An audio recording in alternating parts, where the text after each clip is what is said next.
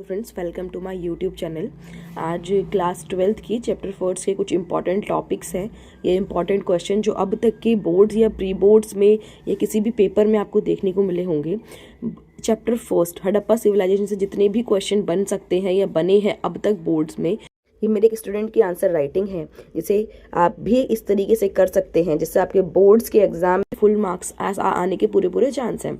ठीक है, जैसे इस बच्चे ने डायग्राम प्लस जिसे देख सकते हैं आप चैप्टर में, ऐसे उसने की पॉइंट लिखे हैं। ठीक है, जैसे मृदभांड है, ये सब है, इसने की पॉइंट लिखे हैं फिर उनको हाईलाइट किया है। या फिर ये भी हड़प्पा सिविलाइजेशन में से हड़प्पा उसने उसे डेफिनेशन लिखने के लिए बोला है, फिर उसने उस चीज़ को डिवीजन किया है। जैसे दुर्ग हो गया, ये भी उसने क्या किया है, डिवीजन किया है, निष्कर्ष लिखा है। हर क्वेश्चन के स्टार्टिंग में या एंड में उसने इंट्रो व कंक्लूजन दिया है। जहाँ पर मुझे लगता था कि उसने लिखना चाहिए, कुछ की पॉइंट रह गया है, तो वो की पॉइंट मैंने उसका मेंशन किया है साथ के साथ। जैसे यहाँ पे टाइमलाइन मेंशन नहीं किया है। आप देख सकते हैं इस चैप्टर में इस बच्चे ने इंट्रो प्लस उसका जो डायग्राम है वो डायग्राम उसने मेंशन किया है। एक जो की पॉइंट रह गया था वो मैंने अलग से मेंशन कर दिया। इसके बाद जैसे उसने की पॉइंट्स के अंदर लिखना शुरू किया है, हेडिंग होगी, सब हेडिंग के अंदर उसने लिखना शुरू किया है। एंड द लास्ट पॉइंट उसने फिर जैसे यहाँ पे है वो हड़प्पा संस्कृति लिख रहा है, हड़प्पा संस्कृति में हड़प्पा की संस्कृति के बारे में लिखना है। और जहाँ पे उसका निष्कर्ष लिखना है वहाँ मैंने निष्कर्ष भी लिखा कि उस बच्चे ने निष्कर्ष नहीं लिखा है। ठीक है, एंड जब आपका जैसे एक क्वेश्चन में मैं बता रही हूँ, यहाँ पे उसने निष्कर्ष नहीं लिखा है, क्वेश्चन तो लिख दिया बट निष्कर्ष नहीं लिखा है, तो आपके मार्क्स वहीं कट जाएंगे।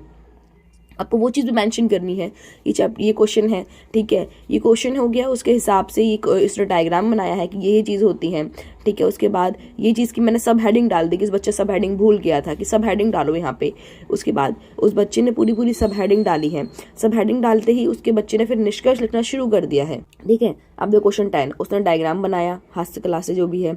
ठीक है, जैसे उसका बदलाव आए थे, परिवर्तन आए थे, उन परिवर्तनों को उसने लिखा है। यहाँ बच्चा निष्कर्ष लिखना भूल गया है। अगर आपके 4 मार्क्स का है तो आप निष्कर्ष को, क्वेश्चन आपका आंसर बढ़ा है तो आप छोड़ सकते हो निष्कर्ष, बट आपका 8 मार्क्स का क्वेश्चन का आंसर है तो आप निष्कर्ष कर, वो कंपलसरी है कि आप निष्कर्ष जरूर ऐड करें और हर क्वेश्चन में अंडरलाइन करें। जिस बच्चे ने क्वेश्चन 4 मार्क्स का लिखा है बट उस बच्चे ने अगर सब हेडिंग नहीं डाली, अगर मुझे सब हेडिंग दिख रही है कि उसमें सब हेडिंग आ सकती है, तो आप ज़रूरी है कि आप उसमें सब हेडिंग मेंशन कर दो।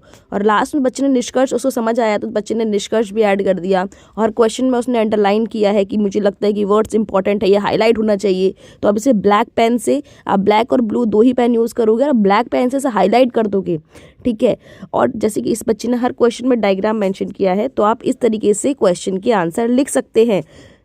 भी बच्चे इस बात का ज़रूर ध्यान रखें, जैसे इस बच्चे ने हर चीज़ को अंडरलाइन किया है, जैसे कि कोई भी इंपॉर्टेंट वर्ड हुआ उसमें आपने आंसर लिखा,